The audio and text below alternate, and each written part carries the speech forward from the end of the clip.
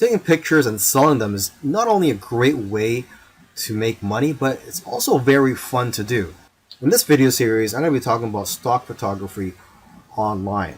And so this is where you upload your photos to stock photography agencies and their websites, and then you would get paid a commission or royalty whenever somebody purchases your pictures from these websites. And stock photography is never going away and will always be in demand.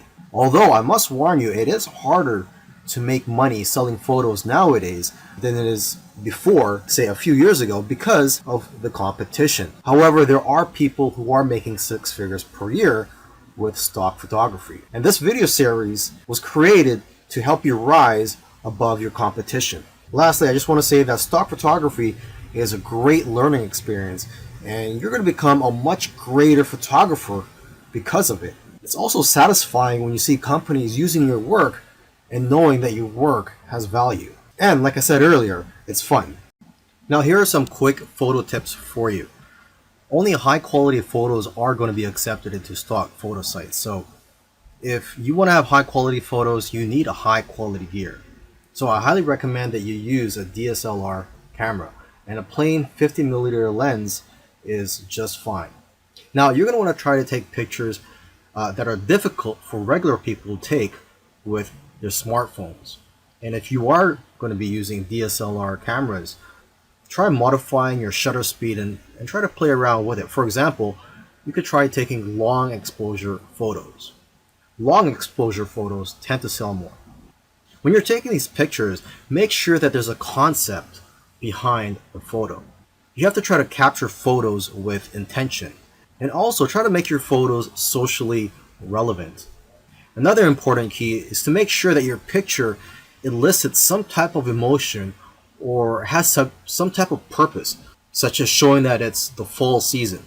Now, photos that do well are in the niches related to food, health, beauty, fitness, money, and business.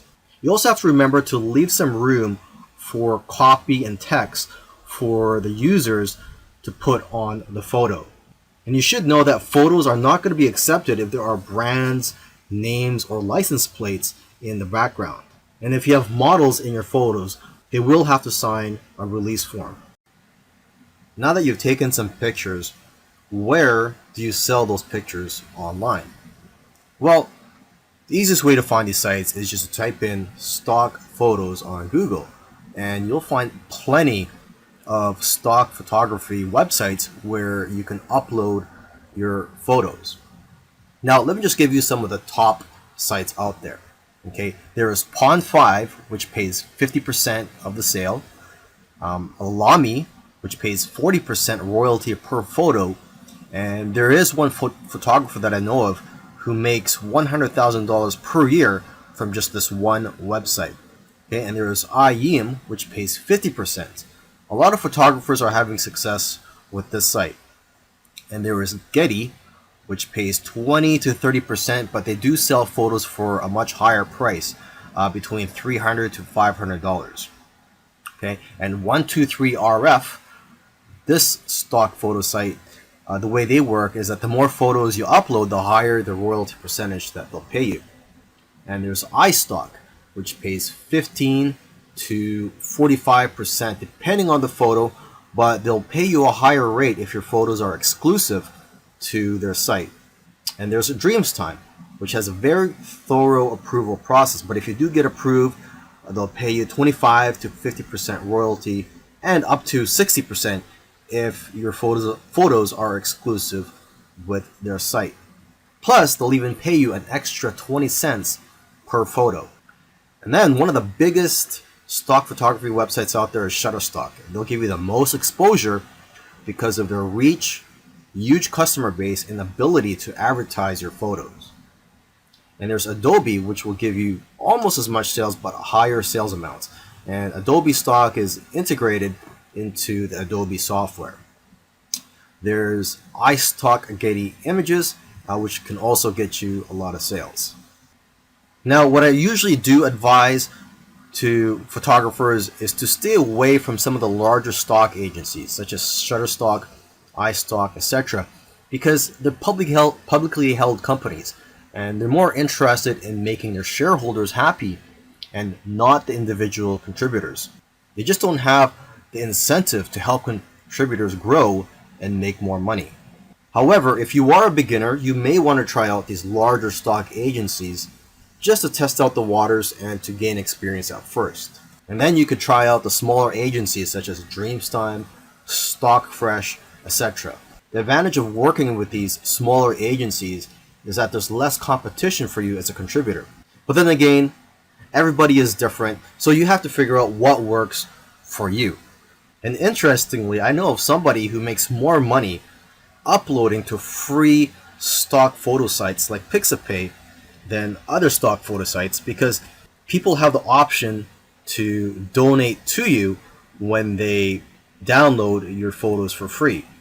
In the previous video where I spoke about where to sell your photos online, I forgot to mention that you could also sell your photos directly from your phone, and there are a few apps available for that, but the most popular photo app right now is one called Fope. And with Fope, you download it, and I believe it's available both for the Android and the iPhone, and you get 50% of the sale. But you can make more money by joining what they call missions on Fope, and these missions are sort of like projects for brands and other companies.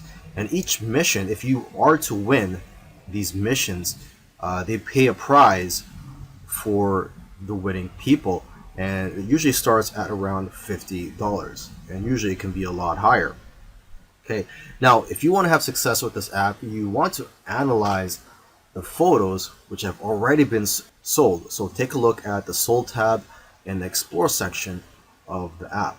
I also recommend that you analyze the profiles of people who have won missions or sold a lot of photos, as they usually have a lot of good photos which can give you ideas. And lastly, you could create profile on Fope and follow people. So you can follow other photographers and they could follow you, and you guys can share tips with each other and be more successful in the long run. Earlier, I mentioned that you should try to avoid large stock photography websites such as Shutterstock.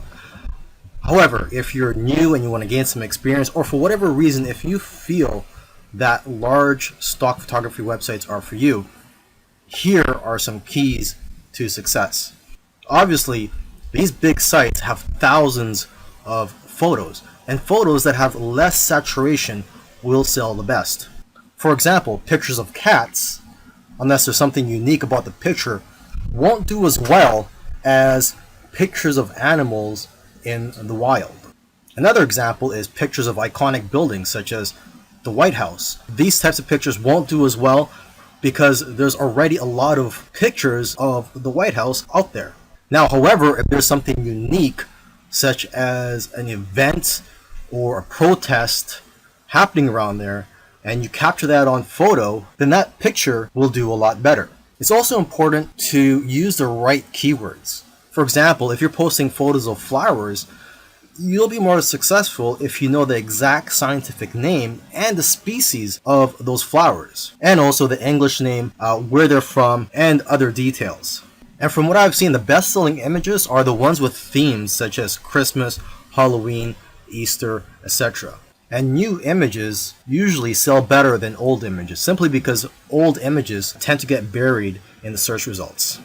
In the last video, I gave some tips on how to be successful if you were to upload to those larger stock photography websites. Now in this video, I want to give some tips on how to be successful just in general. So these tips will work whether you decide to go for the smaller stock photography websites or the larger stock photography websites. To start off with, you cannot be a generic photographer and make money with stock photography. To be successful, you have to niche down. You cannot be too broad. So you have to be very specific and also good at what you do. For example, portraits of people are always popular. So if you can focus on that, you'll probably do well. You should also stay in tune with what's going on in the world. People who are talking about the popular topics of today need images to support what they're saying. And if you are going to be uploading to multiple stock photography websites, you can use an app called MicroStalker for tracking your sales across multiple agencies. And lastly, if you're consistent, you'll increase your chances of being successful with stock photography. You'll do best if you upload a small amount of photos consistently. Selling your photos on stock photography websites is great. However, there is a lot of competition and it is harder to make money nowadays than it is in the past. So one thing I like to tell people who are involved in stock photography, if they want to take their business to the next level, is to start their own website and just sell photos from your own website. And what I like about being in control, having your own website and selling your photos from your own website, is that you can collect the emails of your customers and people who visit your website. And basically, whenever you have new photos, you can notify your list of subscribers. You could also offer deals from time to time. You see, when you have an email list, you could just email them whenever you're in need of some cash flow. Now, what I recommend you do is, if you are going to start your own website, is to make your website focused on one niche. I know of somebody who made $4,000 in 1 month from his own site. Now, aside from just collecting emails from your customers, you could also collect emails from people who just visit your website. And to entice them to opt in, you can run a contest where if they enter their information, such as their email and their name, they'll be entered to win a photo or a print. Another great thing about building a list of subscribers is that you can build a relationship with your audience and that you're going to get repeat sales in the future. You see, when people buy your photos from stock photography websites, you don't collect their information. So it's not like you could tap their shoulder in the future and say, hey, would you like any of my other photos or my newest photos? This way, with your own website, you could just notify them, like I said earlier, whenever you have new photos or if you have a discount that you're offering. You should also sell prints of your photos from your own website to increase your revenues. Now, if you're scared to start your own website, there are several tools out there that make it very easy for you. And one tool that I highly recommend is called Shopify. One good feature of Shopify is that they will contact somebody who abandoned their shopping cart and they'll get reminded to purchase from you. And there's all types of themes available for you to use from Shopify. Now, once you have your site up and running, you could use Facebook ads to drive traffic to your site.